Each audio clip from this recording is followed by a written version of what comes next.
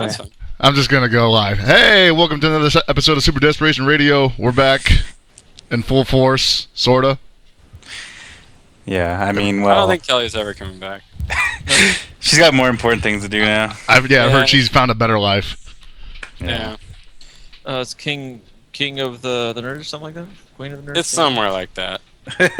Queen of the Nerds? How much does that pay, and does it have benefits? I'm just going to go live. Hey, It's welcome going to to another have episode. benefits, and it pays apparently pretty well.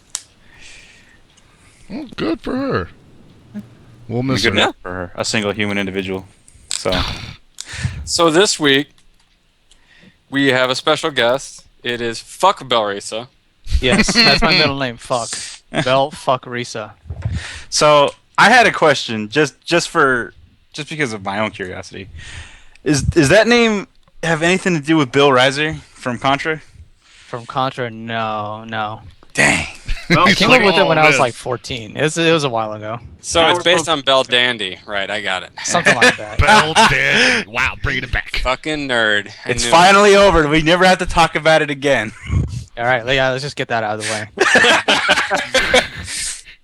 But Bell is here because everybody wanted to talk about Under Night this week. And by everybody, I mean Anthony and Alex are really excited. And Chris is moderately excited, and I don't give a shit. I think Chris is as excited. Yeah. I've been checking the Dust Loop forum for like the latest pages every day. I've been definitely talking trash to the local NorCal kids and telling them that they will be destroyed by me. You see, the funny thing about that, though, is like nobody else is really paying attention to it other than the three of us. And then every now and then you get some of the NorCal kids like chiming in saying, "Oh yeah, that looks cool," but now they're all about it. We're like, "Nah, man, we've been on this shit since like 2 years ago." Okay, so yeah, let me comment this on a little bit. So what Chris is saying is absolutely true. I've definitely with people. I saw some interviews where people talking about stuff. They'd be like, "Oh yeah, I'm really looking forward to the next Persona game, and Xrd looks cool and stuff." I'm like, "Cool. What about Under Night?" They're like, "Yeah, it looks okay." And then now, once finally the release date comes in, they're talking all this trash, like, "Oh man, doesn't matter what other games are. I'm going in there on Under Night," and I'm like, "Oh come on." To be fair, I didn't really like the first incarnation of Under Night In-Birth. I didn't care for it at all. I didn't pay any attention to it. But once the update patch for EXE late or whatever, I was sold immediately. Yeah, but the point is, you stuck with it. Everybody else was just like, "Yeah, it's all okay. No, never mind." Chris, Tony, how many late nights did we spend watching Infinites manifest in front of us? I know I spent a good solid month just like loving everything about Carmine in like the second version of the first game. Like, I think we were there when we watched the first like Linnae Infinite time somebody out. Like, man, I still want to play it. But... Yo, when I saw that, that's when I knew this game was for me. I was like, okay, yeah, I'm gonna play this character. I don't even want to win. I just want to piss people off. I just want them to, like, when they're in the middle of the match, I just want them to question everything about their lives and their fighting game careers up until this point. It's like, why am I playing this? And I just look at them in the eye and it's like, yeah, that's right. Yep. You just I know why Alex wants to. I know why Alex wants to play. He just wants to play top tier 12. Dude, can we talk about That's all he's been talking about. It's Super 12. kind of got to agree with that. That 12 is pretty buff. All right, so 12 is a really interesting design that sucks balls.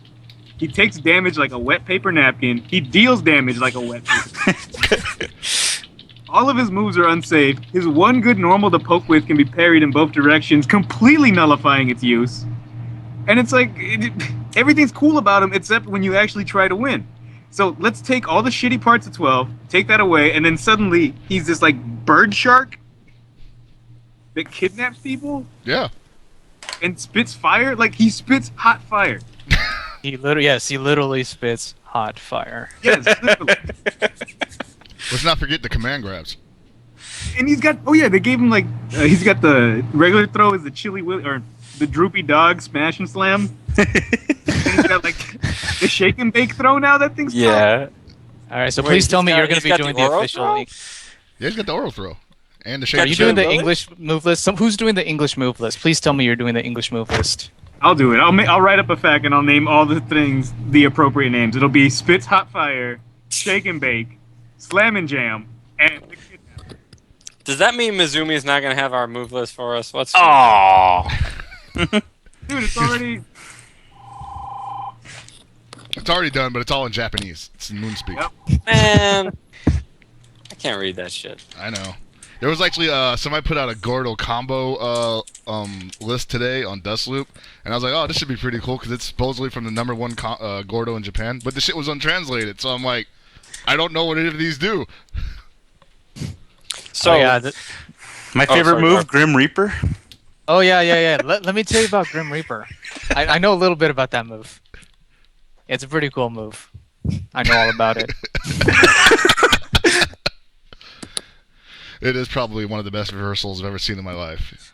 So, for those who are confused as to why we're talking about this, Under Night has actually been announced for release on console finally in Japan, and the nerds are really excited. Look for it July 24th on Japanese PlayStation Network for us Americans who aren't going to import it but still want that digital download. Yep. It's going to be great. Is it actually going to have a physical copy, or is it only going to be digital? Yes, it'll be both. Physical and that's digital. really cool. And it's actually not going to be too pricey. I think it's only going to be in like the less than 6,000 yen range. And so far, we 5,200. have what? We have 2 exclusive console characters. No numbers have officially been said. We know that Nanase is going to be in it, something that a character we've seen a year ago, when early leaks came out. And they say that this isn't the only one, so we can guarantee there's at least one more, but it's uncertain how many more there will be in the future. Okay. I do want to say that the cover is out on Amazon right now. I'm going to put up a screenshot of it. And It has Narukami on it. Why is Narukami there? Because he's got to be in everything. What? It's part of his contract. No, like they got the cover. Show the cover. Show I'm the He's showing got the a cover great right now. agent. That's it. I mean, that's all you guys need to know. His agent is amazing. He's got the best agent in Air Dashers. Now, the straight thing up. about this Narukami is some people are they feel like this Narukami is a little suspect because if you looked around the chest area, He's got the bolo tie rolling on. yeah, Like the Narukami. Which one's Narukami? The top right-hand corner guy. White hair? Yeah. Okay. Now, so you got to remember, this is an anime game. Anime fans love that shit. Yeah. They love bolo ties. They're all about that. Yeah, exactly. and of course you've got the newest character announced, whatever her name is. Nobody's probably gonna play her. Nanase? Nanase, yeah, right. Next I don't to know, the- because we haven't seen much about her. She has that giant sword. But at the same time, her ability name is Windmill, and she uses a lot of wind and spinning moves. So I wonder, is she going to be a fast giant sword character? I would hope so, because if you're a wind character and you don't have any kind of speed coming up with it, it's like, why? Well, Man, this fucking cover is so goddamn anime. It's all with this guy. I need to go to the gym. Look, I'll talk to you guys later. Rob, I'm doing the cast from the gym. No, man. This is where you guys are screwing up. He wants to leave so bad he's got to lie about going to the gym. We know he's just going. Yeah, man, I'm never going to the gym. You should all know that shit. I'm just going to the corner to curl these cookies. Yeah, exactly. Like, I need to get away from this. Yes, the gym. The gym is where I'm going. Oh, Excellent. the Gaim? yeah. And so, in addition to the Narukami lookalike, there is also another new character right next to him. You will see, who some people are speculating looks a lot like that gun girl with the big dress that they were One of the showing other off. character concept designs they showed before. Yeah. That could be it. Yeah. what if You know, they're 2 people as one character? We're doing maids here, like Melty Blood Oh or something. no! No, I we're not going back to that. I want to point out something that Moose King just said in chat. Look at the art. Look at the characters. They all have the same exact eyes. They're drawn exactly the same. That's not true. Look at Chaos's eyes. I don't know who Chaos is. Yeah. I like that. Yeah. Way to point it out. Waldstein definitely doesn't have I anybody feel else's like eyes. this has just become some hipster anime party. Yeah, I know you don't know. I never heard of it. Cool. The character's pretty obscure. Hey, I hey, don't there- know.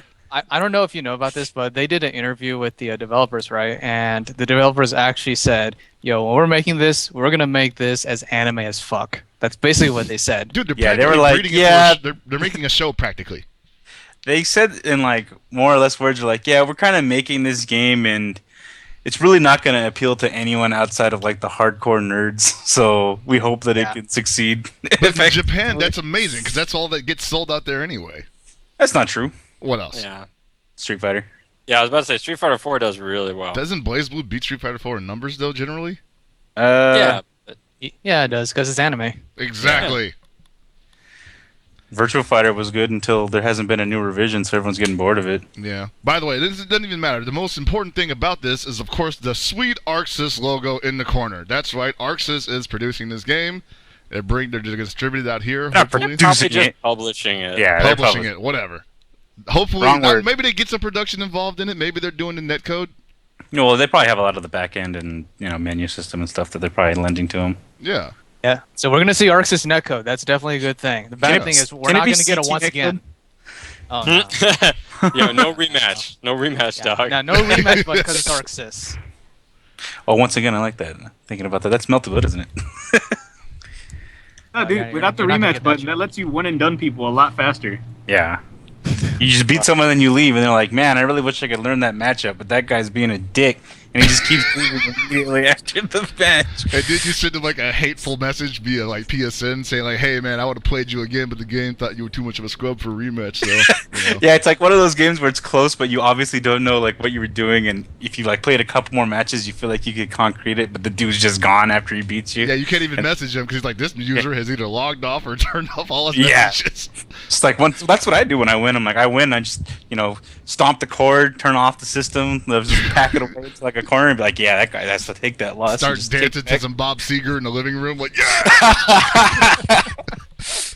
Who So dances before, to Bob Seger? What year is this? 1975? Hey man, online Listen play to is some risky night moves? business. And so, look, we can talk about Bob Seger any other week. Let's actually take advantage of the fact that Bell's here.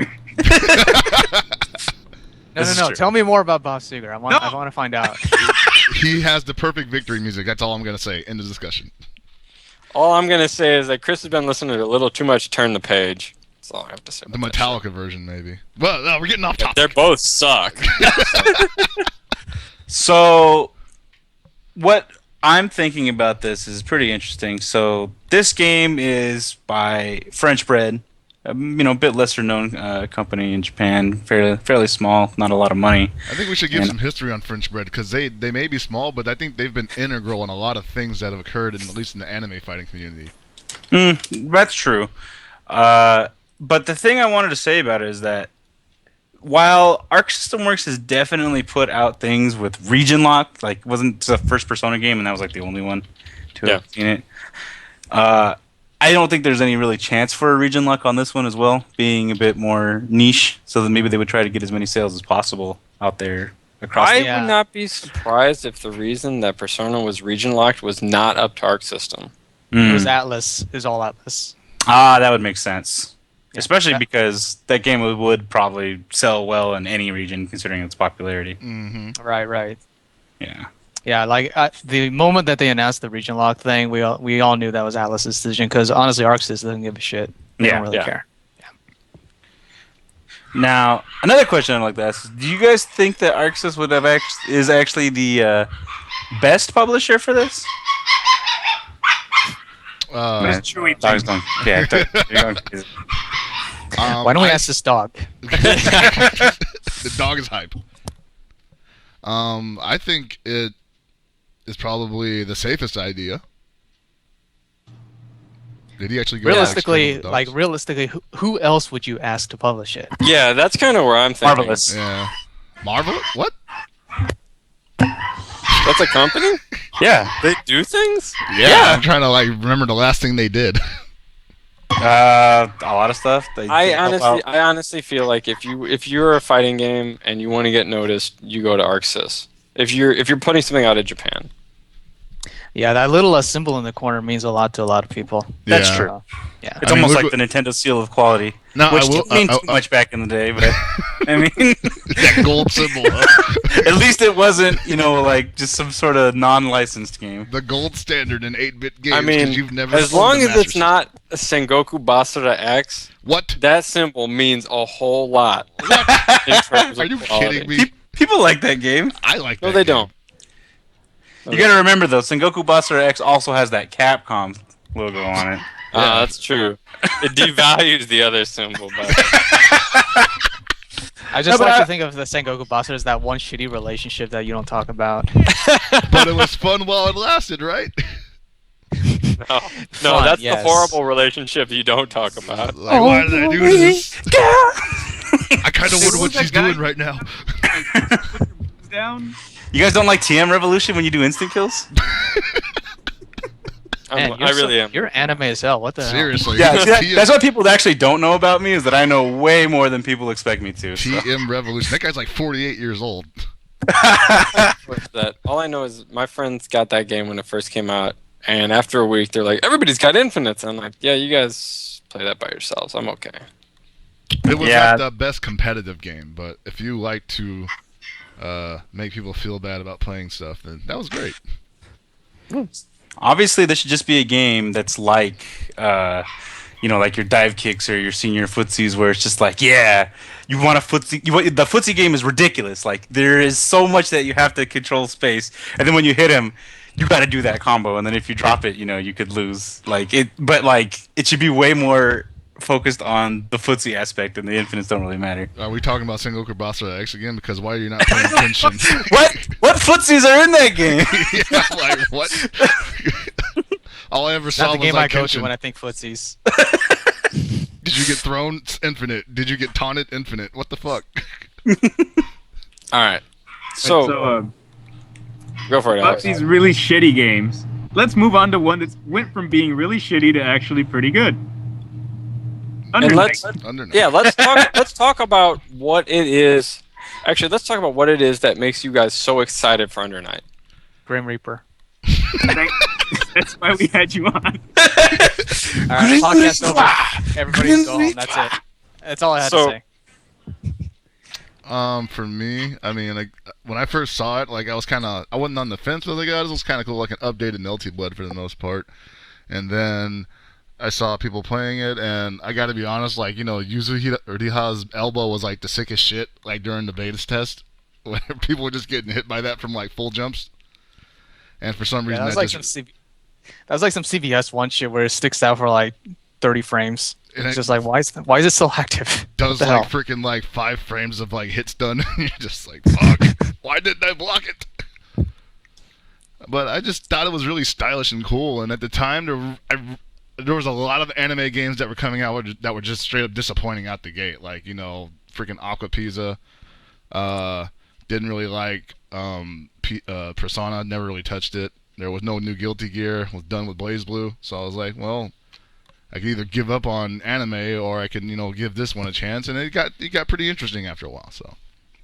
See, the thing that's interesting about Under Night for me, like coming from a Melty Blood background, is because French Bread has a pretty good history in the States. Because I don't know how aware you are of the Melty Blood history, but out of all the poverty anime games, that's the one that has the most competition and the most number of players. Because people were really, really loyal to that game. People played that game for like 5, 10, 15 years. Not 15, but like 5 or 10 years. Yeah. There's like people that have been around since like 2002, net playing like the old Melty Blood on the PC before it even had an arcade version. Those guys are still around and they're still playing Melty, like not as seriously as before, but they're still playing. It's like, what the hell? What are you still doing here? But yeah, like Melty Blood, everybody was excited. Everybody wanted to see an HD version because when when BlazBlue came out, I think that was one of the first HD games, right? Yeah. Yeah. Anime wise, yeah. Right. So like we started seeing HD games and everybody's like, okay, well, Melty was going to get an HD soon, right? And years went by, Melty got into Evo, and then nothing really happened, and everybody's like, yo, where the fuck is Melty HD? and then we realized that Type Moon was just being an asshole about the license, and they pretty much weren't going to do it. Yeah. They still did an update after that, though, right? They updated, but it was like they used the same sprites and they just kind of like finagled the sprites around to make new moves. But they didn't. Yeah, they added some new characters, but they weren't able to redo the whole game because you have to pretty much do it from the ground up. You can't use any of the old assets. Right.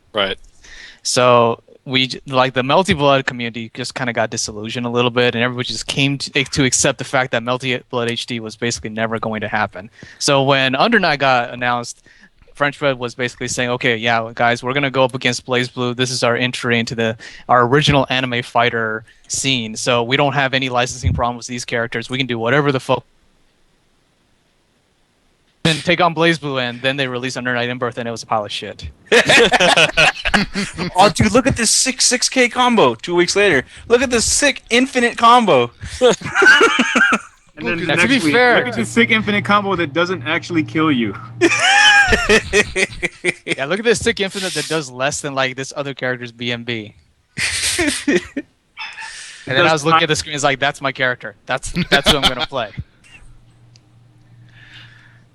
Hey, it seemed fun to me. You know. How about you, Tony? What got you, like, Okay, so Under Night In-Birth, when it first came out, I didn't care for it. Like I said, it was a game that was kind of silly. I wasn't too big on the visual style, but it was just kind of more like I looked at it. I'm like, oh, it's just like another one of those games, well, whatever. And then I hear about the update, and I look at it, and I read all the changes that they had made. And the thing that really got me more than anything else was the design choices they decided to make with their game. I mean, obviously they were there already for the original, but for the way it works now makes me smile a lot more. There are super huge normals, but that's perfectly fine because it's a 16:9 game. This is a widescreen. We have more playing field to have, so it kind of actually evens out to back to the 4-3 days of playing old games, where normals felt good, and then now that we're playing King of Fighters 13 on 16:9, and when I push C with the character, it only goes, I don't know, 1/6 of the screen away. I'm like, wow. Oh, you got that Takuma standing C where it goes like Oh yeah. like a -5 centimeters. Yeah. Guys, please stop reminding me. I will remind you guys. You're like, I did a normal and it reached behind me. That shit's crazy. Also, King of Fighters always had such a strong set of normals that you could use for any It was a situation. strong footsie game. Yeah. Well, And then strong. 13 came out, and it's like, oh, dude, I'm playing Terry, and someone's jumping at me, but I don't have to rising tackle. But since I'm crouching, I can down forward C and retain my charge, and this will beat him out cleanly. Nah, it's gonna trade or lose almost every single time. And it feels like you can't tell when it's going to trade or lose. Because sometimes you'll do it at the same time and it will just randomly do one or the other and then you're going to die. Yeah, so Under Night has such a good idea of how the game is supposed to be played. They also scaled back damage. Combo damage is based upon what your starter is, dash attacks being the strongest you can get. But obviously some of the most, choreographed and biggest moves out there, just like, if you start a combo from one of these things, you should be guaranteed damage because you somehow landed this on someone who just decided they weren't blocking, or maybe you caught them in a good punish. At the same time, despite that, damage still isn't that high, but you can get 4K off like certain B&Bs and stuff. But a lot of that is more meter intensive and also depends on your grind grid. With the chain shift and guard thrust, that I feel that's really good too. It rewards blocking in this game. The more you block, the more grid you actually build, and not just sitting there and just be like, oh, I'm getting hit over here and just taking chip and I have no offensive action. Well, now if you have guard vorpal, you can guard thrust without having to spend any meters. So essentially that's like an alpha counter that will knock someone away. It also, or you can just block, and if someone jumps in, you can chain shift, see what they're doing, and see if you can respond with something invincible, or if not, just kind of just chill there. But also when you chain shift, you get meter, which helps promote a lot of other things. So it's a Roman cancel that's also kind of like a yellow Roman cancel, how it works in Xrd.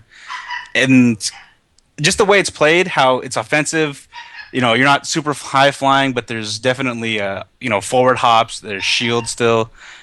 The way I always like to describe it, just from a visual aspect, I haven't played it, but I feels like it's King of Fighters mixed with Vampire Hunter, which is my favorite of the Darkstalkers games. And just a combination of all of that and how certain characters are, unique, yet they still have certain tools to deal with things. Like, people are telling me, like, oh, you're going to play Waldstein, I'm going to DP you and keep you out. My arms are ridiculous. I'm going to be reaching for days. He's one of the best characters, isn't he? Yeah, he's top tier. He's definitely top tier. Yeah, because I'm going to be in there. If you're going to try and, fight me, I'm going to just, forward hop B, and guess what? You just got wall bounced to the middle of the screen, and here I am, too. You're dead. I'm gonna ask Bell, what do you think about do you think that the entire Melty Blood community is going to move on to Under Night? Well, here's the thing with the Melty Blood community. People that play Melty Blood, they really just want to play Melty Blood with their friends. Right. Like, there's a good number of people that are really good at the game. But for the most part, even people that are good at the game, they don't really have any, well, quote unquote, aspirations of playing other fighting games. They're not really playing fighting games so much as they're playing Melty. So to them, it's just another social activity. So if Under Night's the big thing that everybody's going to move into, then the Melty players are definitely going to play Under Night, because a lot of Melty players in their regions moved on to Persona, and then most of them dropped out because they didn't like Persona. So what you're saying is people are actually just playing because they have fun doing it, and they're having fun with their friends. yeah, I know that's kind of crazy, right? I mean, you play video games to have fun. I don't have Hey. friends. Oh, well, That's so very sad. I'm awkward. I gotta go. The legend, the anime. Yeah, that is the anime. Welcome back to the show, the anime. I'm Yeah. sorry. That's fine. So, how do you feel about Under Night? Me? Yeah. Yeah. I think it looks cool as fuck. Am I allowed to say fuck? I don't remember. Yeah. I think it looks cool as fuck. Whoa! What the hell just happened here? We got the whole team reformed. here. Yeah, I was like, Everybody's holy. Honestly, the Under Night cast didn't really look that interesting to me, other than Crazy 12. I But- think Nanase looks like a potential waifu, so I'm like already in there Oh for my that. lord. But I'm willing to check. I'm willing to check out the new console exclusive characters and see how I feel about it. Yo, those Come on. wings on her boots.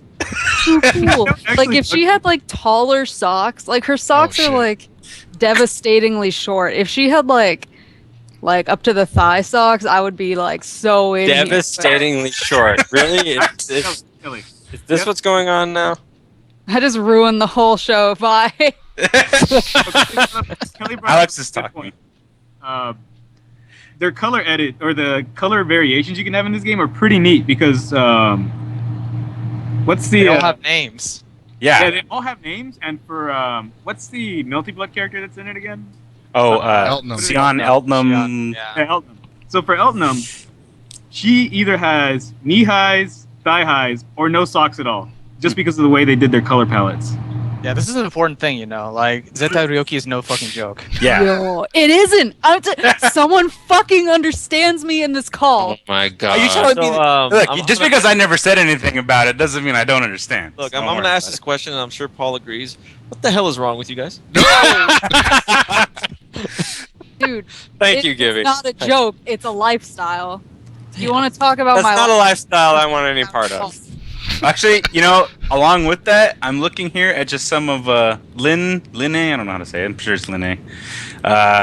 Some of her color palettes. So occasionally, she's wearing bike shorts, but other times she's wearing thigh highs. So Oof, oof. She's like 9 years old.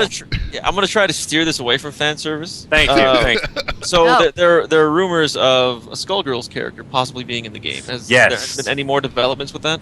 I have heard absolutely nothing. I've just heard about like, hey, it'd be cool if we could have a Skullgirls character, and everyone was like, yeah, that would be cool. And then there was that image that they made where it was like, we're But that making was this fan image. created. Yeah, it wasn't fan created. It was actually created by the person who did the sprites. But the thing about it, it was used as a promotional image for saying, congratulations on getting funded on Kickstarter. It had no relevance actually to being in the game whatsoever. But we We actually do know, approached Lab Zero about it, and Lab Zero said, "Oh yeah, that's pretty cool. You go ahead and use Philly if you want. Just you have to do all the sprites." And they're like, "Oh no, fuck that shit." That's not Well, what I and- heard. I actually heard it was something else. They were like, well, if we we do put a know that Skullgirls character- French Bread visited Salty Cupcakes Yes. last year. during E3. Yeah. Yeah, there's the image. Uh, Oh yeah, because it was for the it was actually for the Windows edition and the Nessica Live edition. Yeah. You know, which is a I honestly think it would be cool if they did it. I would like to see it just because I think it would be a good thing for both games, honestly. The cross promotion of two games that are, you know, considered niche games regardless of the fan bases, I think it would help. And I think it would be nice. I agree with that. And the funny thing is that when that image first came out, we were still on Unib. So, and the thing is, Skullgirls back then was pretty much just a long combo shit game at that point. Yeah. I don't know what Skullgirls is right now. I've heard a lot of it's changed, but back then it was still pretty shitty too. So I was like, oh, Philly would be a perfect fit for this game. She does long ass fucking shitty combos. It's great. She fit right in. Skullgirls definitely went down the exact or a very similar path that Under Night went through where like, oh, we have really obnoxious long combos. Let's cut that shit out. Yeah. They addressed a lot of that, and there's even an undizzy system that when you get obviously hit for too long after certain combo stages, you can do like a anti-dizzy burst to get out of certain situations. So yeah, there's a lot of options. Yeah, Chewy sounds really hype about it. Yeah, he's going nuts. Dude, He loves he's this game. pissed because we're not talking about Zetai Ryuki anymore. He's like, I'm talking about thigh sucks. Oh, shit. But like I was saying before, what actually they think they said was the fact that they wanted to have a character in there, but in the event that they did, they wanted to make the sprites themselves because they got the sprites for Akatsuki at that time from the original team that made Akatsuki BlitzConf. Yeah, that team is one guy, Subtle Style. He made all the sprites for Akatsuki for Yeah. But they were saying that if they had a Skullgirls character, and they actually would make the sprites because they wanted to show Skullgirls, in their words, in their own style of moe. That is exactly what they said. So, yeah. That was pretty good. So, I mean, but the thing is that, like, do you really think it'd be Philia at that point? Because I'm thinking Philia would work and be okay. But two other characters I think that would actually have a lot of potential in that would be Cerebella, because also huge normals, or Parasol, because, sword, umbrella, well, you huge gotta normals. think who's the face of Skullgirls, Yeah, but that's the thing. Yeah, Philia probably would be the thing picked. So Yeah, I'm thinking Philia too. Either that or like you can have Misfortune and her head can like jump around with Markava's like little fish things. Actually, when Paul mentioned not being able to, or not immediately enticed by a character, I was gonna complain how Yuzuriha seems like she's the perfect character for Paul to play coming from a Johnny background, but the aesthetics don't speak to him. Because he's a douchebag. it's like Johnny mixed with what's his name? Moria from Last that Blade. ass. What? Oh, Wow. no. That character is cheap. Yuzuriha is hella fucking cheap. Have you seen that? Have you seen like the top Yuzuriha players She's never play? been not Yeah. Yeah, fair. that character is like, dude.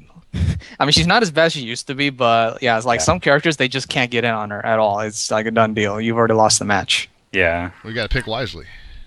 I mean, I've seen some ODA players that just make it impossible for you to even do anything. Yeah, that's kind of the character she is. She just like gets her game going, and it's like, okay, well, you gotta hold this shit on wake up, and Yep.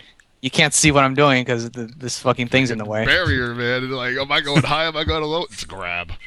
So, pretty much from the characters that I like, they coincide a lot with the ones that Chris and Alex like. Like, I really want to see Merkava, but I really also was thinking about trying Carmine, just because I want to be the guy that locks you down and has no health and laughs at you the entire time. And then he just goes crazy, like, I got nothing Yeah. to lose. Yeah, it's like, I'm already gonna die in the next hit. I'm just gonna throw everything I can at you that costs blood. It doesn't matter. Yep. It's so good, Something man. that's kind of neat that might be interesting to explain for people that might not be as Well, loyal to the game since the beginning, since they might not have followed it. Like, so Carmine are basically good freemen from Mark of the Wolves. His entire gimmick is that some of his specials cost life to use. So he has like a really fast projectile that'll hit just like a sonic boom would, just traverses the screen horizontally. It's fast, very little recovery, but it costs life every time he does it. But then he can activate it because it drops a puddle. So he kind of has like the weird testament thing going on. But you can definitely just sacrifice your health like a jackass and end up in those situations. You're like, I'm at 0 health. I don't care. That's the thing with Carmine. Carmine's actually a redesign. Like, a lot of us feel he's a redesign of a Melty Blood character, because in the last version of Melty Blood, there's this character called Roa, and one of his versions, he basically just set up lightning pits all over the screen, and he can lock you down pretty much forever. And for Roa, what they did was you had to charge up the lightning stocks, but for Carmine, what they did was they used life instead of stocks. So he's like the same basic character archetype where he's just, rushing you down forever and you're just sitting there blocking and looking for the next mix-up. But yeah, I think he's a little bit more balanced because of the whole life thing.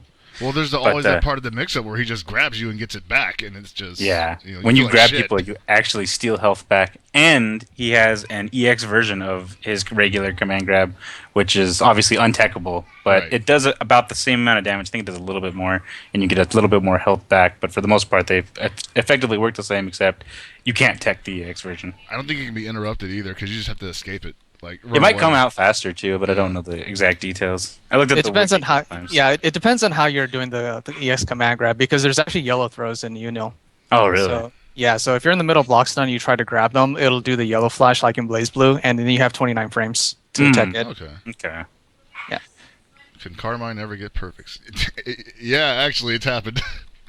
It's happened. Like it happens really rarely. You got to kill him with the command grab. Right.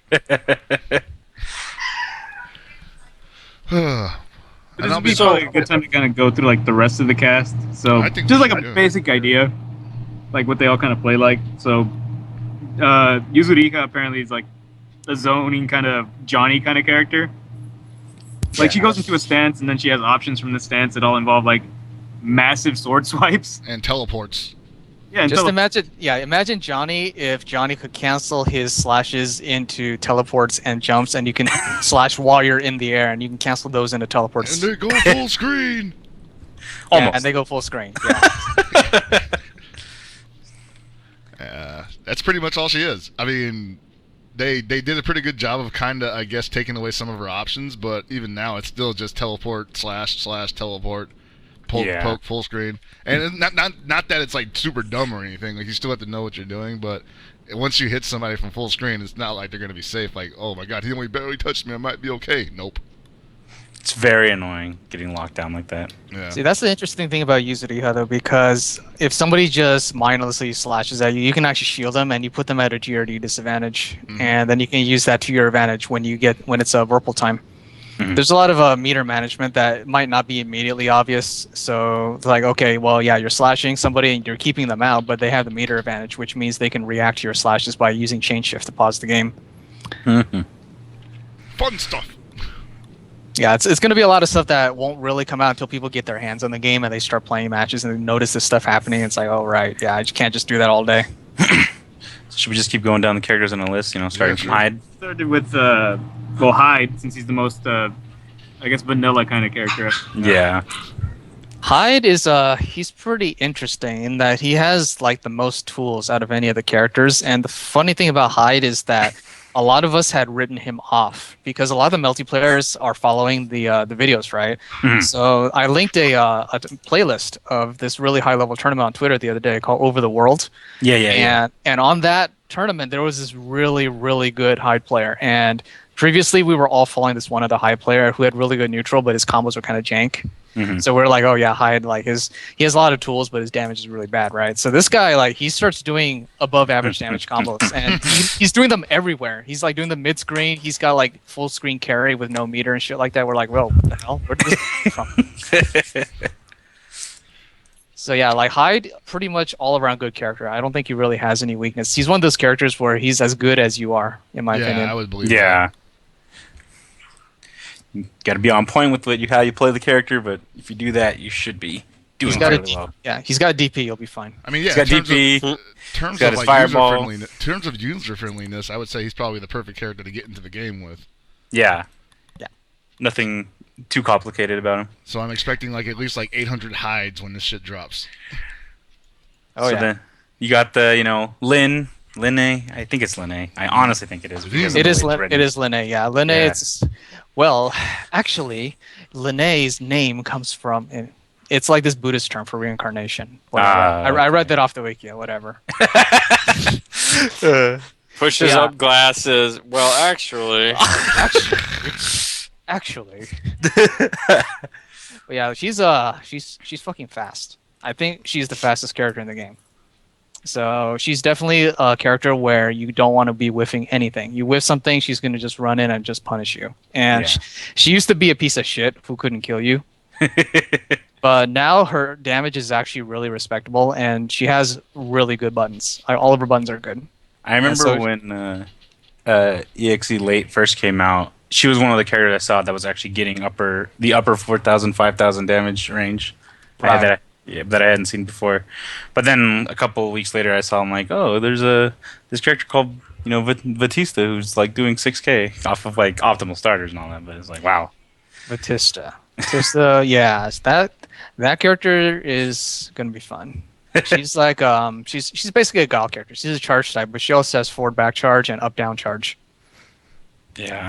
What's up with those traps that she lays out? Because she used to be able to double. I mean, she still can, but it doesn't do as much damage anymore. But it still seems pretty annoying to deal with.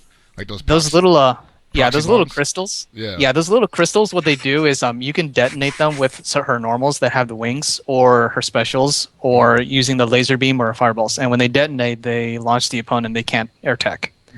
So you can do like all these long juggle combos with the proxy bombs. You can use them to zone. You can put them in your block strings and just use the frame advantage off of a blocked one to continue your block string. Nice. There's a lot of stuff you can do with it. Yeah, that character's definitely top tier. She has a lot of tools as well. She's one of the characters that from what I've seen, can end up taking advantage of a lot of the minor system mechanics that come up, like chain shifting. How she has moves that'll take her instantly into the air, which you can then chain shift for like really grimy high lows. Yeah, she has this that drill high low. Like you basically can't see that. No, it's impossible. It has to be like under 20 frames. That thing is really fast. She can pretty much like it freezes her in the air, right? And so it won't end until she's diving. So like what a lot of people do that I see are like, they jump in with like a really deep attack, and then before they land, they just activate the dive, and it's just like, oh, you were blocking low. Right. And if you have one of those crystals on top, the crystal's explosion actually hides the dive. Nice. Yeah, so you can also do that, or you can just go straight into your 2A. But her 2A isn't actually low though, so that's a good thing. Has to commit to those bigger normals, huh? So. Yeah, like her normals aren't that great, but her zoning and her rushdown game is pretty strong. Yeah.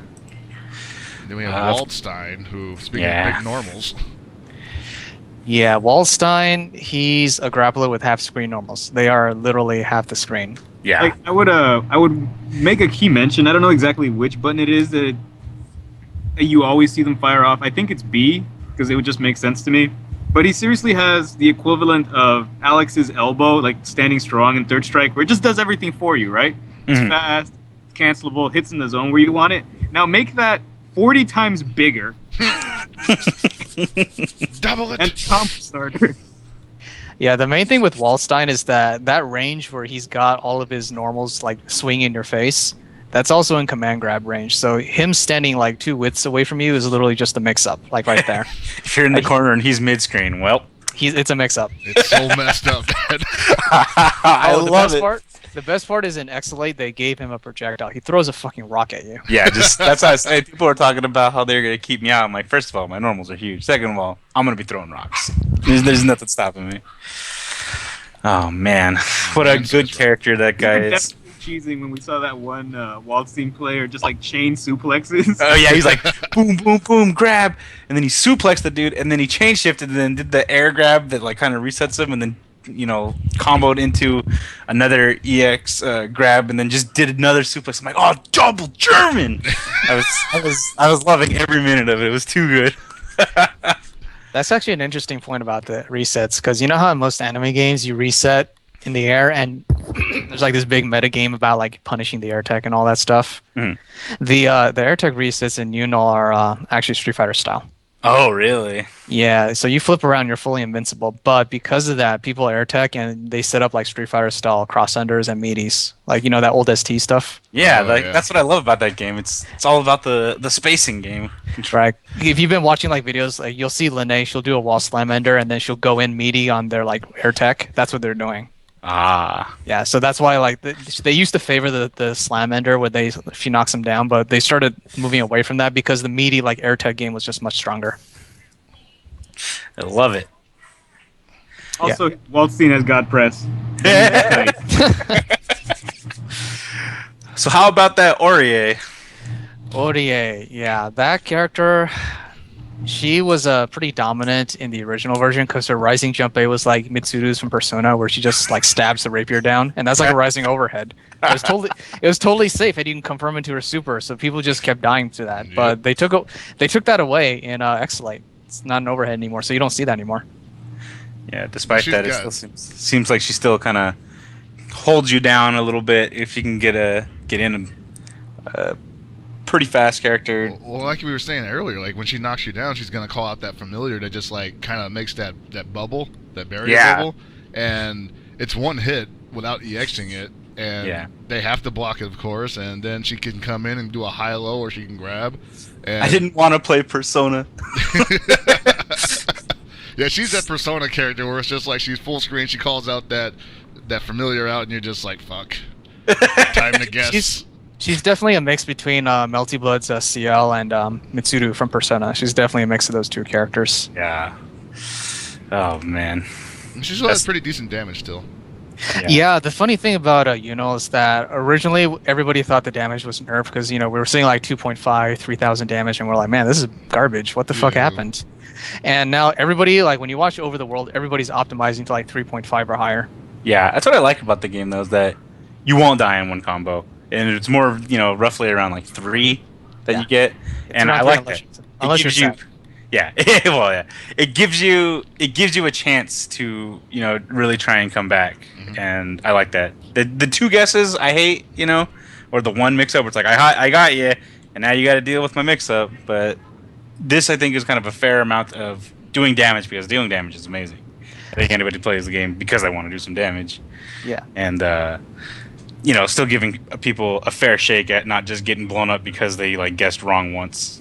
See, it's funny you mentioned that because French Bread, they conducted an interview about Exolate, and they're like, yeah, first of all, guys, we're sorry. We fucked up about Unit. We fucked up. Okay, let's just forget that ever happened. So next thing, they said that they wanted Unal to be more of a poke game, like Street Fighter style, where it was like a lot of back and forth, and it wasn't just, oh, you know what, you fucked up this one guess. Now you're going to be pinned, and you're going to like have to deal with this mix-up until you die, or unless you guess right.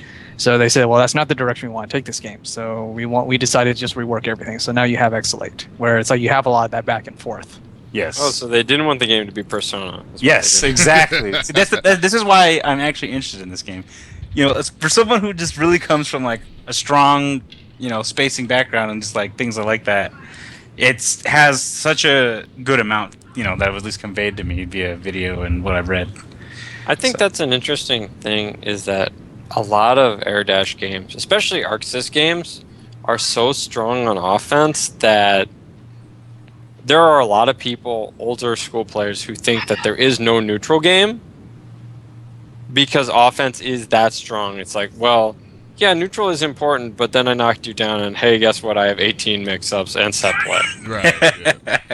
Yeah, and that was the direction that Persona ended up taking with Narukami and Mitsuda, and I was like, oh, this game is garbage. Fuck this game. It's not a fun thing. I'll say this. Guilty Gear was fun because there was only one Eddie. Eddie's not fun to play against, but there was only one of him. When everybody is Eddie, the game isn't fun. Yeah. So no, I'm glad that they're more interested in trying to work on a more footsie spacing based game. Yeah. Well, they're trying to make it fighting, like it's not really fighting if you're just getting, hands all over the place to death. See, it's interesting that you mentioned the thing with the old school players, because that was something I was thinking about for a while too, where a lot of people think is an air dash game, but the game doesn't actually have air dashes. There's only a couple of characters that have them, like Seth being one of them, and the air dash for most characters, the universal one, it only goes forward. You can't go back. Yeah. So it's technically not an air dash game. I mean, there's no denying it's still really, really anime, but it's not like quite anime, if you know what I'm saying. Yeah, we're not doing IADs into like, jump-ins rather, Yeah. Right. No, and that's what's actually really interesting to me about this game, is that without that, offense is necessarily less oppressive just because. Yeah. Like, unless you're playing a paper character like Carmine, who uses his own health, you're not going to have just that really oppressive, holds you down kind of, fighting style. Yeah. And he's literally killing himself while he does it anyway. So, I have to admit, I haven't watched any videos of this game because I never thought we were actually going to get it. And I'm interested to see what happens when it comes out. I know all these nerds want to play really bad, so I will necessarily be dragged into it. But I'm actually interested to see how it goes. A lot of people will be like, well, I don't like this about the game, well, I don't like that about the game. And a lot of things we talk about is if you have the right group of people to play, any game can be fun. Yeah. And I'm willing to give this game a shot because I'm sure I can find at least one or two characters that might fit my playstyle, and I think this game could be fun as long as you have a group of people who are really passionate about it. I think you should just give in and play Yuzu already. Yeah. But Yeah. But going back to what you I don't said, like the design, man. you can't just go based on design alone. You got to go at playstyle. Doesn't work that way for me. I don't know what you're talking about. I've picked every single one of my characters based on design. well, here's the thing. I definitely do the same, and I was gonna move into the next character we were gonna talk about because I usually give a shit about design. I want Super 12. I want big, burly, hairy chest dude with metal arms. And then watching the game after a while, Seth has really become super interesting to me. Yeah, Seth. Don't do this to yourself. Oh, man. All right, I like Seth too, and I'm not gonna talk too much about it because I want you guys to get into death. But at the same time, I feel like they might have done some unnecessary work on Seth. You know, I'm not gonna say they nerfed him.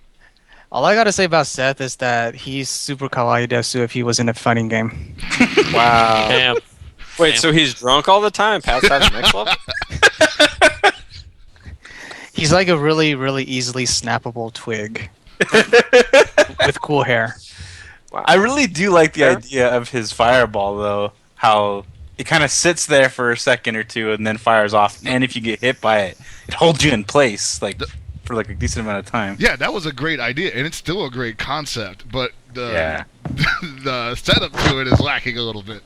Yeah. But Yeah, like Actually, they hit his health really hard, and I think like a lot of people we all agree they hit his health a little way too hard because he bleeds real bad now. That's the only reason he's like as low as he is. He's definitely on the lower mid end. And he's used to be like upper mid now or like top tier. Now he's like lower mid. Well, everybody's playing so safe now because they don't get touched. Back in the day, like Seth was like, I don't give a fuck. Touch me. I got like 3 more of these coming. I mean, I'll give it a shot. Like, when the game drops, I'll check out Yuzu just because I played Johnny for a decade. See, I'm telling you, here's what's gonna happen. You're gonna play her, and you're like, I don't have to throw coins to have massive fucking sword slashes that it's like it would be before like you were turning tricks, dude. You were just or you man. you had to get money to do stuff. Now you're like, I get this for free. Moving on up, baby. I have to go jump 2C. God bless venture capital. I'm telling you, dude. Seth, like the more I watch him, the more I want to suffer. Seth is like gonna be really annoying because you're gonna have that one guy who's really good with him, and he's just like flying around everywhere, and you're like, "Look, I can air dash. You can't." Like, I've got an 8-way air dash, you know, like diagonals and shit. And I got air dashes Yeah. and teleports and air dashes back and fast fall. And you're like, dude, sit down. Calm yourself. Take several seats. It's not like it's just though. But then he has all that, and then he has the projectile setup that's delayed, so he kind of covers his angles. So it's so crazy. Actually, correct me if I'm wrong. He has like a Jetta type move where it's the dive from the air, but it's delayed, and it's actually like a command grab. Yeah. It's unblockable. Yeah. Oh, so it is the Jetta move straight up. Yeah. So you can put like an orb out and then jump above your head, backflip behind your head. So now you're blocking in 2 directions at once, and you have to guess whether this incoming hit is actually a dive. It's going to be a dive that's going to get faked out by a chain shift, or it's going to be a throw. Or Yeah, he could he's just definitely a go low swag on you. tryhard. He's definitely a tryhard character. It's like you just style on people with him. That's all you do. Like, I see Seth players all the time do like that fake out dive, and then every one of them just starts hitting that low B 3 times, like bam, bam, bam. Yeah, I got him. So let's move on to the Grim Reaper himself, Gordo. Who's that? I never heard of that guy. Gordo. He's that character that you never see because he's standing that high on the tier list. If you look real hard using, a telescope, you might be able to make out his form, and you might be able to hear cries of Grim Reaper across the valley. I've heard tale that some people do play this character. The funny thing about Gordo is that he used to be booty. He was fucking garbage. He 'cause was. They changed the ground tech system because in Unib you could ground tech forward or back like in Blaze Blue, and those ground techs, the rolls, they were invincible. So you would end with that command grab assimilation, and people would just roll forward, and you'd be like, "Oh well, I'm assed out because I don't have any." I hit you with the combo, and you're the one that has the advantage. What the fuck is this horse shit? Oh yeah, they changed that in where you can only tech roll back. So now you either don't tech and he has all this untech time, or you roll back and he's still at an advantage. So now he's a lot stronger. Yeah. His assimilation still is EX, right? Or is it grid? Yeah. It stills grid. So every time he hits you with the simulation, he gets a little grid and you lose a little grid. So he's one of those characters where he can manipulate the grid game like deliberately, in addition to like doing micro dashes forward and like charging to drain your opponent and things like that. Mm-hmm. Oh boy. And not to mention that freaking scythe he's got, another one of those like super full screen attackers. I know, this guy just kind of standing there, his hand in his pocket. You know, he's like, oh, this guy doesn't have any normals, and then here's my giant scythe. Yeah. I need to cover all of the screen at once. How can I do this? Just in case I miss his first time, here's the second swing. So, let's go to God 12. Oh, okay. Yeah. Merkava is, I have to say, one of those characters that has a lot of different things he's able to do. I think Merkava is probably the only character in the game that has as many tools as Hyde does. Yeah, I think he has more, but not necessarily that he needs all the ones he has, but Yeah, he's got this godlike foot dive which has like no recovery on it. Yeah, man, He's that got shit's so stupid. Hardly ever see it. like full screen command grabs. He has full screen 5C. He's got flight. He can fly over you like Eddie does. Yeah. And he has like projectiles, and he has like meaty Oki with his like stupid little bug things. Yeah, he has pretty much everything. He has the wake up dangly arms as like a DP. Oh yeah, he's got flappy arms? yeah. He's got X. He's got 12's X, except good. the Wow. floppy arm super is actually safe on block, Mm-hmm. What? and it's invincible, and it wall slams on hit, and you can combo after it on hit. Huh? And it does a lot of damage. It does Yeah, a lot of 'cause damage. If If you you've got ever right, played it's a King super. of Fighters 99, it looks like, Chrysalid Super, where he just Nobody makes his played that arms. game. Well, We to need those who are Gibby. Yeah, I was about to say to Gibby. You might know this one, Gibby. No, that one's good. And then his, I always forget what the supers are called, the 200-meter ones. Infinite Oh, words yeah. or something. Yeah, they're called infinite words, and the super the one that used to be an insta kill, but they stopped making insta kill. That's called EXS infinite words or some shit like that. That's like Yeah. some story shit I don't really know. Yeah, but essentially, EX Supers. Merkava's, he legitimately does turn into the Tube Man, and he just goes crazy with his arms, just all over the place. Yeah, he does like Down. Omega Destroyer if he was the inflatable like car dealership guy. Wacky Alright, wavy inflatable Merkava man. Yeah, Yeah, that Got character. Anybody that gets good with that character is gonna be a problem. I've So, like, seen what- so many dominant Merkavas. It's crazy. And they Yeah. all kind of play differently, which I think is really interesting. Like you see some that abuse the foot dive thing. You see some that actually go for the bug Oki, where they throw the worm into the ground, yeah. and then they fly over your head, and they do the whole thing where like they barely fly over you while you're waking up, so your DPs go the wrong way. Yep. Yeah, that's cheap So shit. strong. That's the thing. Merkava players, a lot of them play kind of differently from each other. They all have like their own unique little thing that they have, like nuance. Yeah, But they're all assholes.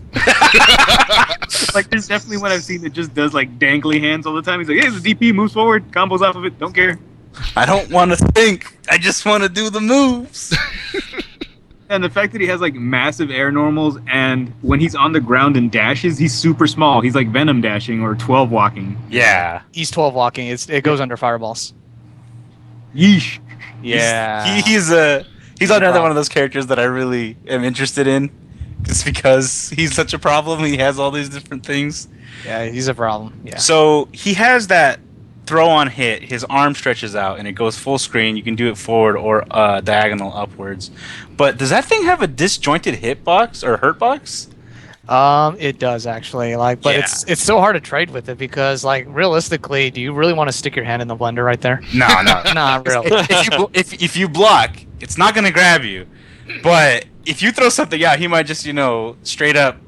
Like if you were on stage and you were getting booed, he's gonna hook you. Oh, Like, he's a hook. The gong. And there was one thing I thought was really neat that I don't know if this was active in the original version of the game. When Merkava's flying, he actually loses grid, so he can't run away in like the other side of the screen. yeah, That's I fair. think they think they changed that in this. I can't be certain. I think when Uniel first came out, it kind of had something like that, but then they did like a little patch here or there. But I think it might just be certain moves you do, or if you stay in it too long, you might lose grid.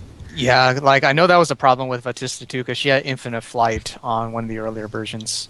Yeah. Because you could just hover in the air forever, and you really couldn't do anything about it, because Dude, not that air seemed like dashing. forever ago. I haven't seen like Batista fly ever. Yeah, it's not that good anymore because she's so good at rushing people down. Yeah, Yeah. that's true. All I see is air fireball and then just dash in. Let's go. So you said you wanted to play a lockdown character, right? And what better lockdown character is there than Hilda? Because that's literally all she has. That character's Dhalsim, though. I don't want to play that character. That's So- Yeah. The thing about her is that she's got full screen swords, because in the anime game you gotta have someone that can just summon swords. That's the coolest thing. Like, the more swords you have, the cooler character you are. That's how it goes. she's got all the swords, man.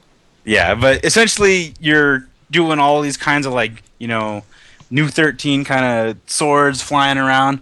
But then when someone gets in your face, things get a little hairy. Yeah. That pretty much sums it up. I mean, she'll poke at you like from across the screen all day, but like as soon as you get in her face, it gets kind of sad. Yeah. And I think her stamina is a little bit on the low side too, so she dies a little bit faster. Yeah, I think you can, if you optimize it, you might be able to drop her in like 2 combos. Yeah. Or at least, But I think 2 for most of combos the- and like an errant hit. I feel like for most of the cast, like a lot of them can't really get in on that, Like a lot That's of them are true. kind of stuck just blocking, and she can throw swords in different directions, by the way. Some of them come from above, they come from behind, below. I just want to thank Hilda for being that character that I watched the Hilda versus Merkava matchup. And she was getting grip full screen. That's when I'm like, his hurt box on that arm is really weird. He's just going to pull through swords. It's like a roto-rooter, man. It's going to get through anything. It's going to weasel its way through the pipes, and it's going to get you. So you know how we mentioned that he's Super 12? Yeah. The one thing that really, really attracted me to him was the dangle arm that just vacuums you in, because it's Alex Headbutt, except it goes full speed in an action. It's like, oh, did I headbutt you? Good. I don't care about anything else. I am now invulnerable to all this other crap on the screen. Oh, man. The best part is that it has the diagonal upward angle, too. So it's like, well, I'm just going to jump it. I'm going to see if I can get over it. And he's like, hey. Nope, surprise, motherfucker. Read that jump. Oh, man. Hilda is how you end up seeing other characters have to play around her. Yeah, Like where they have to suffer, and then suddenly they go for the one bet, and then they can win. Like you definitely see Waldsteins do stuff like build enough meter, and then suddenly do that stupid dive move, like the Juggernaut body splash that he has, and then just chain shift it as soon as they block, and she's like, "Oh, hello." Oh, man. Like you wouldn't grab a guy with glasses, would you? Speaking of guys with glasses, let's go move on to Chaos. Chaos, man, the biggest Chaos. disappointment ever. Chaos is a huge nerd. He reads books. That's one thing that you should know. Well, I mean, he sounds like my type of character already. Yeah, that book is just like a printout of the Unit Wiki. It's just got all the storyline in it. No, never mind. He's one of those respect the lore nerds. I don't know if I can get behind that. Well, Yeah. he technically wrote it, I guess. I don't know. I really wanted to like I don't him. really know how I feel about that. Essentially, he's one of those guys. He has a lizard that he summons to help supplement what he does. So he's kind of like a puppet character in ways. He's kind of like a public character, but the lizard, it doesn't work the same way like Little Eddie or like the doll in Arcana Harp. It's not like you have to negative edge stuff as much, so it's kind of closer to Aurelius. Yeah. Yeah, so it's like the puppet where the lizard is helping his rush down, and it's just another special move.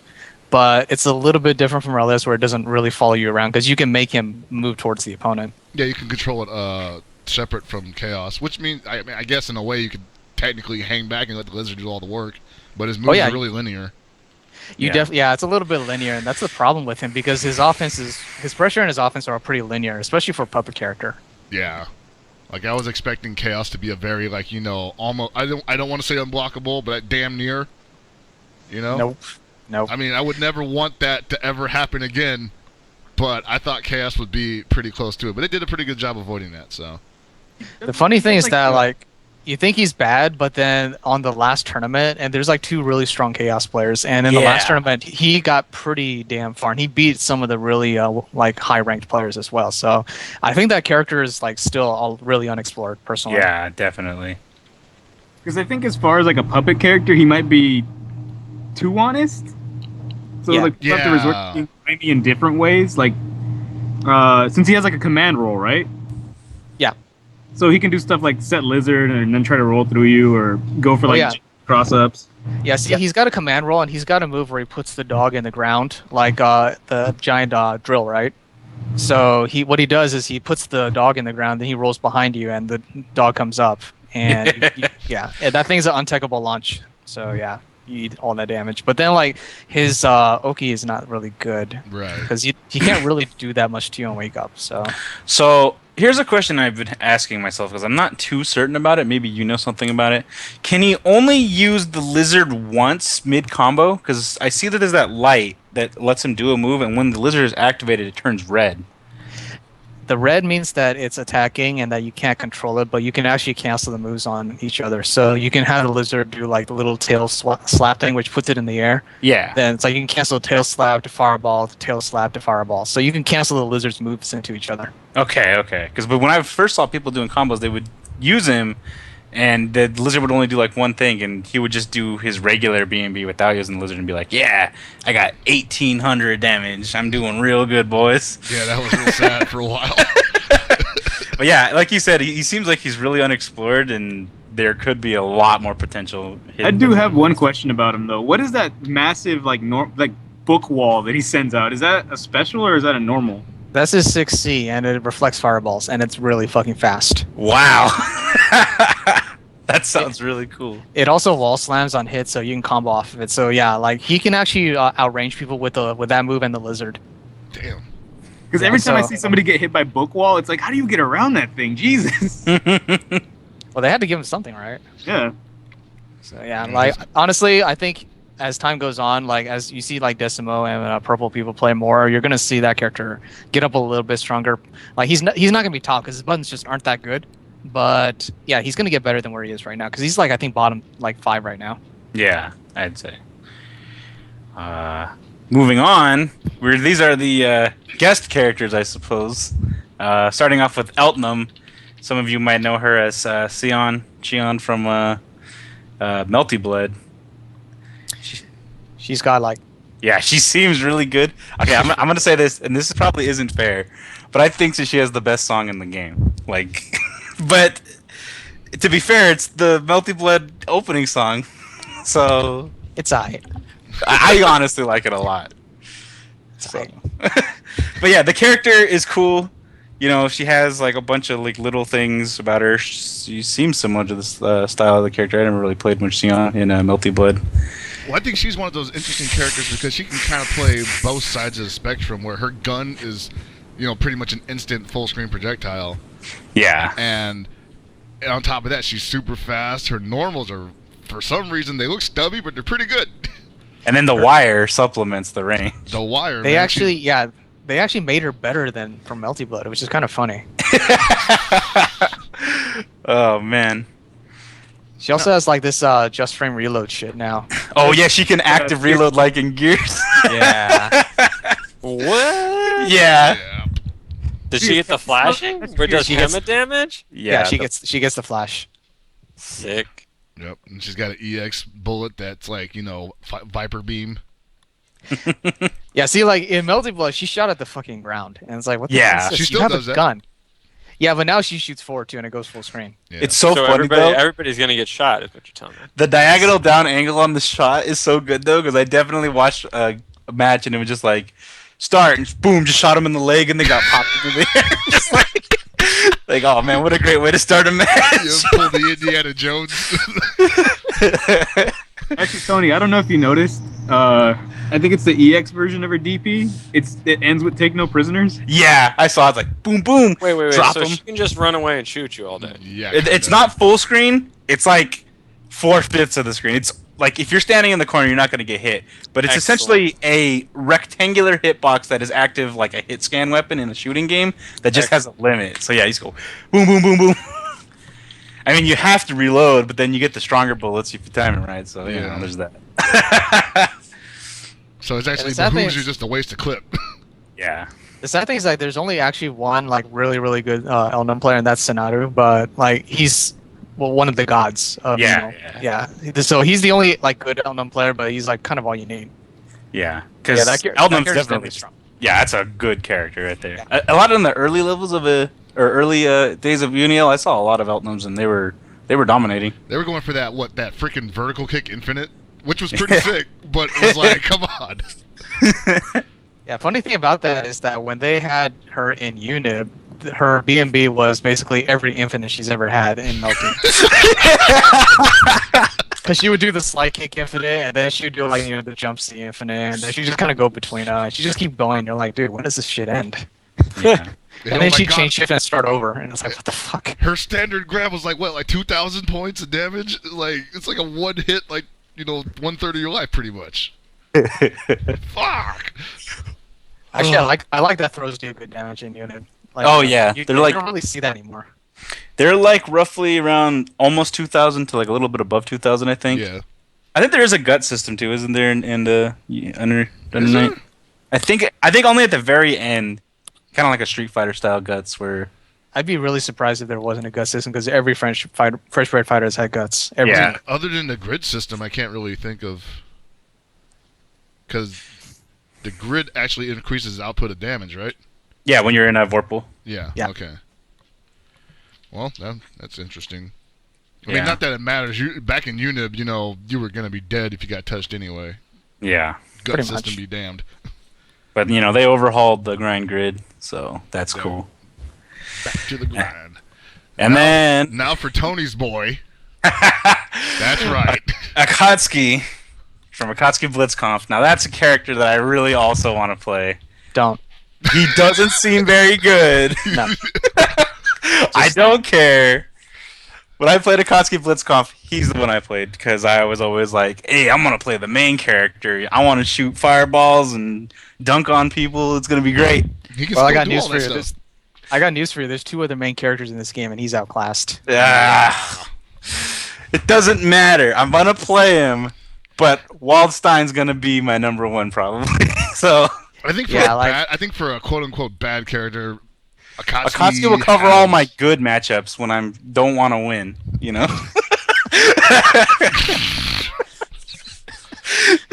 I'll just say this: if this game ever gets big, nobody's ever gonna hate on the Akatsuki players. They're gonna be like, Yeah. hey, at least you guys showed up to this tournament.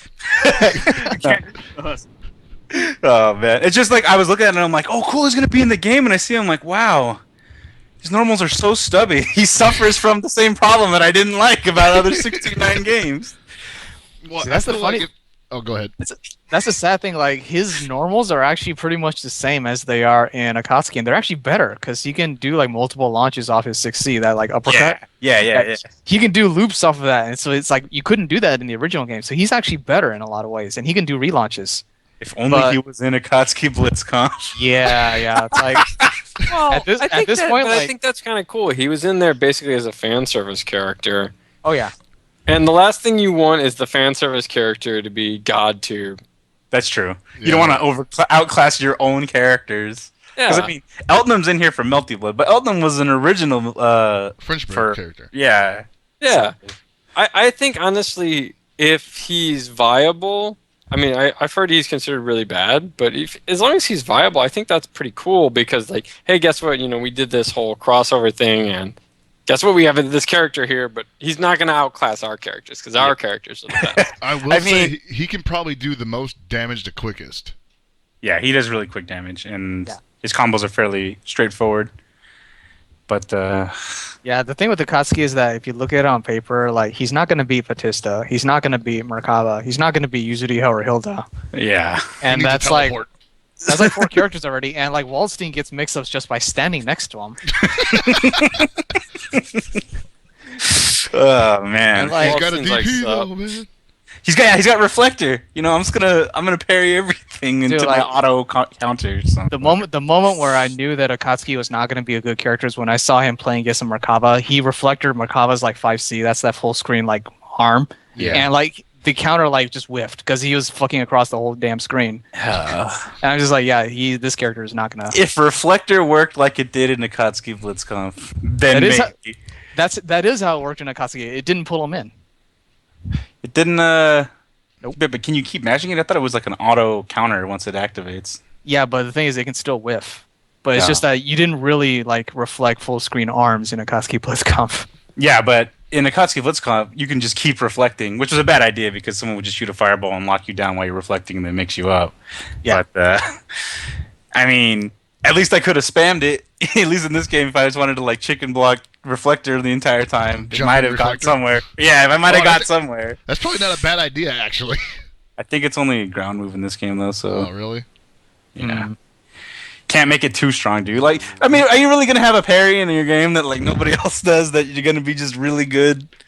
That's never a smart idea. Yeah, that's true. I mean, look at what's it called?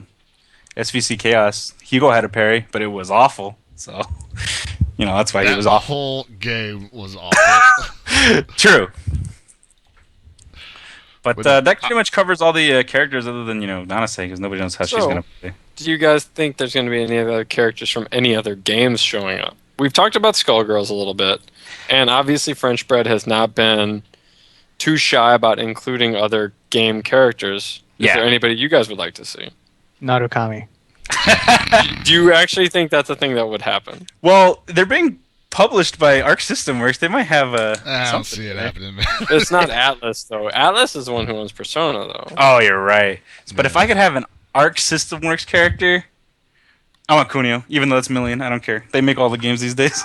Kunio? It's got to be like 8-bit Kunio, though. This is why we don't allow Anthony to have opinions anymore. No, but really, realistically, I was thinking maybe they would have reached out to Yadagras, from because of Attack of Cataclysm. I was thinking, who knows? Like that's like another like independent fighting game developer from Japan, who are just that's true. Now, see, if anybody, it's gonna be Cielo from Wonderful World. Because that character has shown up in like 2 other fighting games already for no reason. Oh man, it's like this. Is that the one I'm thinking of? It probably is. Is that like really like ghetto looking like fighting game? But then it's like there's like Cielo from Islav, and it's like what the fuck is this character doing here? It's like, you're in a totally different game. It's like what the hell? Oh my god! Hold on. Is this the video? Is this the one I was thinking of? Yeah, because I think someone was trying to get me to play this. Oh yeah, this is it. We were playing it on the whatever that caster was back in the day, and I'm like, wow, this game is really weird and it is really ghetto. Like, oh man, who knows? Who knows? It's hard to say because like they have strong ties. French Bread has a strong ties to the Dojin scene, so it could really be anybody. I mean, they could pull up somebody from one of their old games from back when they were, was it Watanabe Sesakusho? Really old school stuff. Yeah, man. Yeah. What is it? The game, the Immaterial Power. No, like they don't have. That's Toho. That's Toho. Might be. They were Queen of Heart and Glove on Fight. Yeah. Oh my lord. Obviously, they're gonna have a Ragnarok online character. I forgot that game existed. I was talking to Josh about this earlier, and I was like, "What are all those games that came out around the same time as Melty Blood, like Big Bang Beat and Immaterial Power, Big Bang Beat, Eternal Fighter Zero." Yeah. Oh, Eternal Fighter Zero. I forgot about that one. Million Knights for Million. So am I alone in thinking there might be a Vanguard princess? You're pretty much alone on that because like Sugeno, nobody knows what happened to him. There's some speculation he died in the tsunami. Oh wow. Yeah. So and also there's that situation with Eigo Manga like holding a Indiegogo fundraiser for making Steam Netplay, but they don't actually have the rights to the game. Things like that. What? Yeah, that whole thing's a mess. Like Eigo Manga's doing this thing where they want to collect money for the game, but they have the pirated version on their website, and the game is still out for free because it's a freeware game. Right. So it's a whole fucking mess, and I don't think we're gonna see Vanguard Princess. I just don't think that. I don't see that one happening. Well, that high come down. Me personally, I'm gonna throw this out there. Anthony, you might like this. I would really love to see Bonus Kun. Oh my god. Now, see, that's the thing, because that's that legal tie-up where it's like, okay, that's a Sunsoft game, but everything on the Neo Geo is owned by SNK Playmore. But does SNK Playmore want to play ball with anyone? Like, Wait, who owns the Sunsoft stuff now? the Sunsoft stuff for the Neo Geo, I believe, is owned by SNK. But their other fighting game, Astra Superstars, which was on the Sega Saturn, I think still belongs to them.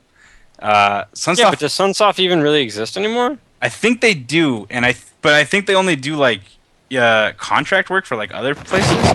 I think the last thing they did was I think they put stuff on like the WiiWare. Huh. Yeah. Okay. So, yeah, it says on February 6, 2010, Sunsoft announced the release of Blaster Master Overdrive for WiiWare. Which was awesome, by the way. Go buy it. They also released Aero the Acrobat, Aero Acrobat 2, and Euphoria. I wouldn't go so far as about to say those games. So they're still around, but they're not like strong anymore. But I'm pretty sure that SNK does own it. But Bonus Kun would be cool. I mean, if he plays like Bonus Kun in any of his games, he's going to be bad because he can't throw and he can't duck. Yeah, that's why I would like to see him in this game, because I'm pretty sure they'd work him to where he's like a viable character. If I could have Sunsoft Waku Waku characters, something like that, or even Galaxy Fight, I'd totally be down. I honestly don't know at this point, considering I wasn't expecting Akatsuki to show up, and them talking about maybe having a Skullgirls character. It's just like, well, doors open, boys. Let's see who can run through it. That's right. That's kind of the cool thing about this. It's just like wrestling, right? When some guy just shows up and just comes into the ring, and he doesn't even work here.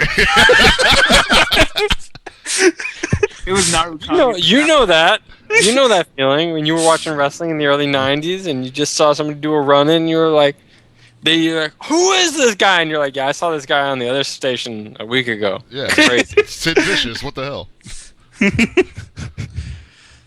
Obviously, they're gonna put in Mario. Mario. And they're gonna have one of their characters in Smash. You know what's gonna happen? Mario Andretti? Yeah, that's what I mean. Oh, okay. See, Tony, you know what's gonna happen is that this new character, not Narukami, he's gonna be like Ned. He's gonna hit Hyde in the back of the head with a huge bat, only to remove his mask and reveal it was Narukami the whole time. Nah, dude. Instead of Narukami, his name's gonna be like. Not Rukami? No, it's gonna be Nelson like Democracy, because he's not a commie, and his name starts. That with was way Narukami. too Oh, he's gonna be from No, Texas. but You saw the bolo tie. Laugh at your joke. get I off my would. plane. I like my jokes. So that's all that matters. That's why they're not funny, because you're the only one who likes them. As long as I can appreciate them, I think that's all that matters. No. Sorry, it doesn't work that way. Oh man. I'd like to see the All right, protagonist. we're getting ready to Justice. wrap up here, guys. Any oh. kind of final thoughts on? Chris had something to say. Oh, I was just I was gonna say the character I'd like to see is the protagonist from Final Justice, which is the Dojin parody of Final Fight, starring that tiny girl in a robot cat uniform. It's awesome. Stop. It's freaking Stop. awesome. Yeah. Stop. Since we have Bell on, I'd like to ask Poverty Fest. Poverty Fest. What's going on with that? Poverty Fest is an SK thing, and SK's in Sandland. Oh no. Yeah, so he's not coming back from Sandland until next January. Oh jeez. Yeah, so when he comes back, he's gonna probably be frying chicken for a week. So that's when it's gonna happen. I like that. I mean, I'll probably join. Yeah, his chicken. If you haven't had his fried chicken, it's no fucking joke. I haven't had it yet, but everyone has told me it's Yeah, amazing. you know the stories. Dude, this dude's Go. fried chicken though. For those who don't know who we're talking about, SK is Satelme Kaneda, the infamous Oh wow. Shoryuken.com moderator. That's like some old school shit. Right? Yeah, I was about to say, I wait, was he's gonna say, still a he's mod? infamous because he used to ban the shit out of Yeah. people. Everybody. Oh, you He's a screw really up. good guy. Jesus. I actually Oh, don't man. remember his real name. I met him and it's been a while. I His never. real Tekken name is 6. obviously SK. I was in GD all the time, so I never interacted with him that much, and he never came to general discussion. Yeah, I think he only looked at FGD. Yeah. Yeah, back when I still looked at FGD, and I haven't looked at it in like a couple years now. Don't tempt me, man. Don't do it. Yeah, he banned all the nut jobs I would post in the KOF and the SNK threads for me. Not all I of had no them, beef with apparently. There was apparently one he forgot. Yeah, definitely true. The only remaining question is, as I told you before the show, Nerd Josh wants to know what's up with your legs, Bell. This is a public podcast. Yeah, we've got 205 people watching, so don't feel any pressure. Yeah, I think we should. I think we should save that for another time. Oh, that's fine. This is the to be continued. You can tell Nerd Josh to come see me in Uno, though. Ooh. Oh, actually, I did want to say something. Nerd Josh's gonna come see you in much because you live too fucking far away. I was gonna start driving out to Super again once it comes out. That's a lie. You think, No, I'm gonna do it. Like, the dude, runback? Watts owes me $100 shirt. All right. Yeah, I need to get my Snake shirt. You better hurry up. Oh my God! For Is that what this is? Is that what the Super Arcade shirt is? I have one right here. Is it the official Snake shirt? Shit. I wish I had one of those shirts, honestly. You can find them still. Don't worry about it. All right. Did you send those out already? Yes, I have one. Yes. God You damn it! I don't have my fucking Snake shirt. What the hell? Yeah, Wait, if you you actually did a- give him the right address, you should probably have it by now. No, I think if you did it if you bought it from the site, you get it. If you did it as a Kickstarter donation, you'll get it later. Oh, okay. Okay, That makes I did as a donation. Yeah, because I Oh, bought. yeah. Then you'll get yours later. I donated, but I bought mine direct, and I got that one last week.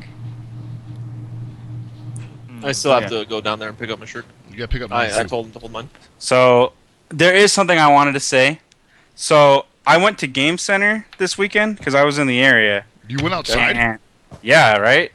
It was for an important reason. But despite that, I was sitting there playing Breaker's Revenge, another game that's really great as long as you have people to play it with, and just great in general for people that want to get into fighting games. But that's not the point of the story. The point of the story is, as I'm playing it, I hear some nerd, Dark Talon, say, "Fuck America." I yell at the top of my lungs, "What?" And he's like, "Yeah, I said it." I'm like, so here's the call out. I'm saying, you're going to regret ever talking bad on America when it comes to Under Night, because you will see what you'll be eating is your words, my fist, and a whole lot of your own tears. So I'm just saying, You're turning into the Rocky Rose of anime. don't Yeah, ever talk bad all about I'm gonna the say is United States. That's the worst promo call out I've ever heard. This isn't even a promo call. I'm just saying, I want to know. Early 80s wrestling. Is this some AWA shit? That's Please not the work on point. your promo skills. No, my promo skills are fine. I showed you that whole write-up of my rough draft of what I wanted to do. That's not the point. This isn't a promo. This is that he's going to regret it. Dude, Even we're if I lose to him in Under Night, he's going to regret it. And All right, he'll see Everything's why. the promo. All right, so Remember that. next week we're gonna try this again, but playing Tony will be Doug Gilbert. Lakuma. All right. Anybody got anything else? We All are right. over time here Actually- tonight. One slightly important thing: you can actually order this game through multiple websites for the PS3. Bootable. Probably Play Asia among others. Get it from Amazon. Just get it from Yeah. Ami Ami. It's like 5,200 yen. It's like $50. There you go. And I you think go. is it Ami Ami the one that has like a little pre-order bonus or where it gives you like Yeah. a card or some You shit? get like a little card that comes with it. It's cool. Get your PlayStation pennies, folks. All right. Well, I'd like to thank Jeff Riza over here for coming on the show today. Yep. Thanks for having me. No, it was really great to have you, and thanks for talking about the game and talking to the nerds because they wanted to nerd out with you really bad. Hell yeah. We should talk more about thigh highs next time. That was kind of cool. Kelly, you're still here? She's like, bam. I hate all of you. I'm with Gibby, but I know that if we had an episode dedicated to fan service and thigh highs, I know that Kelly would not leave, and she would be here the entire time with her like diagrammed opinion. She'd have a flow chart. Dude, I have actual diagrams. I know you do. That's why you're a loser. There's I a know. ratio to this, okay? You need to understand. Oh yeah, there's definitely a golden ratio too with thigh highs. Oh, It's very, very Jesus. important. Well, that'll happen. You know what? Hold on. I'm not going to be here next week, so you guys do that then. Think about it. I'm going to be on an island. It'll be okay. So, Ha! That's what you think. Every man is an island. Stupid. No, dude, you don't get it. Island. He doesn't know Monster Island is actually a peninsula. Is it just like one of those ones when the tide comes in, it turns into an island? yeah, pretty much. But anyway, thanks to everybody for tuning in. Thanks again to Bell Risa for showing up tonight. And for everybody here at Super Desperation Radio, I am Super FX, and good night and good luck.